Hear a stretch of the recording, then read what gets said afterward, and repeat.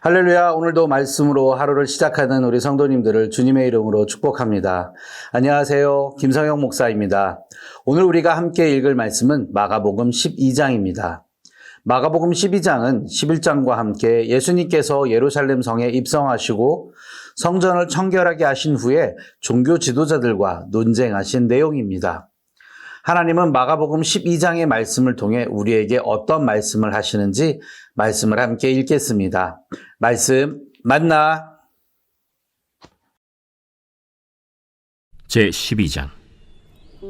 예수께서 비유로 그들에게 말씀하시되 한 사람이 포도원을 만들어 산울타리로 두르고 즙자는 틀을 만들고 망대를 지어서 농부들에게 새로 주고 타국에 갔더니 때가 이름에 농부들에게 포도원 소출 얼마를 받으려고 한 종을 보내니 그들이 종을 잡아 심히 때리고 거저 보내었거늘 다시 다른 종을 보내니 그의 머리에 상처를 내고 능욕하였거늘 또 다른 종을 보내니 그들이 그를 죽이고 또 그 외에 많은 종들도 더러는 때리고 더러는 죽인지라. 이제 한 사람이 남았으니 곧 그가 사랑하는 아들이라. 최후로 이를 보내며 내 아들은 존대하리라 하였더니 그 농부들이 서로 말하되 이는 상속자니 자 죽이자. 그러면 그 유산이 우리 것이 되리라 하고 이에 잡아 죽여 포도원 밖에 내던졌느니라. 포도원 주인이 어떻게 하겠느냐? 와서 그 농부들을 진멸하고 포도원을 다른 사람들에게 주리라. 너희가 성경에 건축자들이 버린 돌이 모퉁이의 머릿돌이 되었나니 이것은 주로 말미암아 된 것이요 우리 눈에 놀랍도다 함을 읽어보지도 못하였느냐? 그들이 예수의 이 비유가 자기들을 가리켜 말씀하심인 줄 알고 잡고자 하되 무리를 두려워하여 예수를 두고 가니라. 그들이 예수의 말씀을 책잡으려 하여 바리새인과 헤롯 당 중에서 사람을 보내매 와서 이르되 선생님이여, 우리가 아노니 당신은 참되시고 아무도 꺼리는 일이 없으시니 이는 사람을 외모로 보지 않고 오직 진리로서 하나님의 도를 가르치심이니이다. 가이사에게 세금을 바치는 것이 옳으니까 옳지 아니하니까 우리가 바치리까 말리까. 한데 예수께서 그 외식함을 아시고 어찌하여 나를 시험하느냐? 데나리온 하나를 가져다가 내게 보이라. 이 형상과 이 글이 누구의 것이냐? 가이사의 것이니이다. 가이사의 것은 가이사에게, 하나님의 것은 하나님께 바치라 하시니 그들이 예수께 대하여 매우 놀랍게 여기더라. 부활이 없다 하는 사두개인들이 예수께 와서 물어 이르되 선생님이여, 모세가 우리에게 써주기를 어떤 사람의 형이 자식이 없이 아내를 두고 죽으면 그 동생이 그 아내를 취하여 형을 위하여 상속자를 세울지니라 하였나이다. 칠형제가 있었는데 마지가 아내를 취하였다가 상속자가 없이 죽고 둘째도 그 여자를 취하였다가 상속자가 없이 죽고 셋째도 그렇게 하여 일곱이 다 상속자가 없었고 최후의 여자도 죽었나이다. 일곱 사람이 다 그를 아내로 취하였으니 부활 때 곧 그들이 살아날 때 그 중에 누구의 아내가 되리까?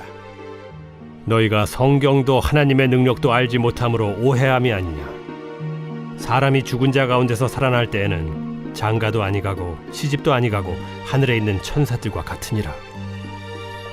죽은 자가 살아난다는 것을 말할진대 너희가 모세의 책 중 가시나무 떨기에 관한 글에 하나님께서 모세에게 이르시되 나는 아브라함의 하나님이요 이삭의 하나님이요 야곱의 하나님이로라 하신 말씀을 읽어보지 못하였느냐?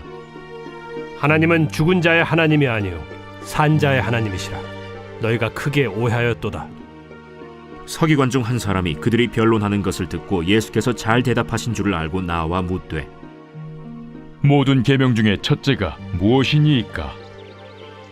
첫째는 이것이니 이스라엘아 들으라. 주 곧 우리 하나님은 유일한 주시라. 내 마음을 다하고 목숨을 다하고 뜻을 다하고 힘을 다하여 주 너희 하나님을 사랑하라 하신 것이요. 둘째는 이것이니 내 이웃을 네 자신과 같이 사랑하라 하신 것이라. 이보다 더 큰 계명이 없느니라. 선생님이여 옳소이다. 하나님은 한 분이시요 그 외에 다른 이가 없다 하신 말씀이 참이니이다.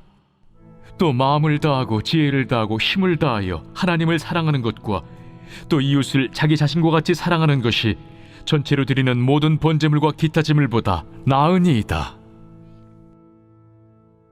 예수께서 그가 지혜 있게 대답함을 보시고 네가 하나님의 나라에서 멀지 않도다. 하시니 그 후에 감히 묻는 자가 없더라. 예수께서 성전에서 가르치실세 어찌하여 서기관들이 그리스도를 다윗의 자손이라 하느냐? 다윗이 성령에 감동되어 친히 말하되 내 주께 이르시되 내가 네 원수를 네 발 아래 둘 때까지 내 우편에 앉았으라 하셨도다 하였느니라. 다윗이 그리스도를 주라 하였은즉 어찌 그의 자손이 되겠느냐? 하시니 많은 사람들이 즐겁게 듣더라. 긴 옷을 입고 다니는 것과 시장에서 문안받는 것과 회당의 높은 자리와 잔치의 윗자리를 원하는 서기관들을 삼가라. 그들은 과부의 가산을 삼키며 외식으로 길게 기도하는 자니 그 받는 판결이 더욱 중하리라.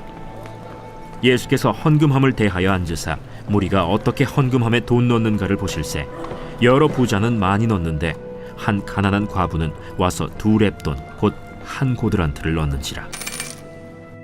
예수께서 제자들을 불러다가 이르시되 내가 진실로 너희에게 이르노니 이 가난한 과부는 헌금함에 넣는 모든 사람보다 많이 넣었도다.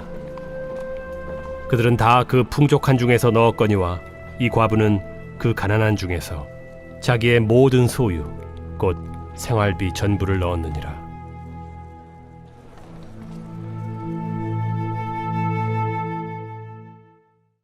아멘. 말씀 잘 읽으셨습니까? 11장 마지막에 예수님께서 예루살렘 성에 입성하신 이후 성전 청결과 더불어 하신 말씀을 듣고 본 종교 지도자들은 예수님이 무슨 권위로 이렇게 하는지 묻는 질문에 예수님은 역으로 질문하며 그들이 알고는 있지만 차마 입 밖으로 말하지 못하는 질문을 하심으로 그들을 침묵해 하셨습니다. 1절에서 12절까지의 말씀을 통해 포도원 농부 비유를 통해 자신이 주인이라고 생각하는 종교 지도자들의 현실을 깨닫게 하셨습니다. 그런 그들이 예수님을 책잡고자 한 질문을 예수님께서 권위를 드러내시는데 34절에 보면 그 후에 감히 묻는 자가 없더라로 논쟁 상황을 종결하십니다. 이처럼 하나님을 섬기는 성전에 있는 종교 지도자들은 부패하였고 자기 이익과 권위에만 눈이 멀어 하나님의 아들이신 예수님을 보지 못하는 상황 가운데 있었습니다. 그러나 그렇게 부패한 성전에서 예수님은 41절에서 44절에 가난한 과부의 헌금을 통해 썩어있고 무례하고 기대할 것 없는 이들 가운데 한 줄기 빛 같은 한 과부의 믿음을 보고 계신 것으로 끝으로 마가복음 12장은 끝이 납니다. 오늘 말씀을 통해 우리에게 주시는 메시지는 악한 세상 가운데 하나님의 뜻대로 살아가는 사람들은 한 줄기 빛과 같은 역할을 하고 하나님은 드러나지는 않지만 그런 사람을 잊지 않으시고 놓치지 않고 주목하고 계신다는 것입니다. 세상을 살아가면서 악하고 더러운 세상을 탓하는 사람들도 있습니다. 그러나 어두운 세상 속에서도 자신의 믿음을 지키며 빛도 없이 소리도 없이 살아가는 성도들을 하나님은 지켜보고 계시고 또 그런 그들을 기뻐하십니다. 오늘 말씀처럼 우리 성도님들도 어두운 세상 가운데 오히려 빛으로 살아가시는 성도님들이 되시기를 주님의 이름으로 축복합니다. 그럼 내일 만나.